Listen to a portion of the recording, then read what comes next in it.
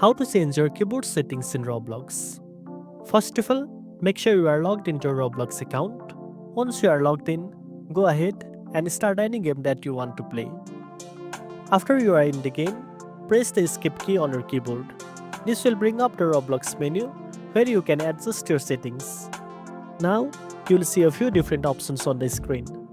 Look for and click on the settings option. This will open up the setting menu where you can customize various controls. In the settings menu, look for the option labeled movement mode. Under this, you will find default keyboard. If you want to change this setting, simply click on the right arrow next to it. This will give you the option to choose from different control schemes such as keyboard plus mouse or click to move. Once you are done making changes, simply press the escape key again to exit the settings menu and your new controls will be active. And that's it. Now you know how to change your keyboard settings in Roblox.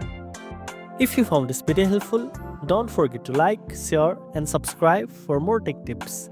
Thanks for watching and I'll see you in the next one.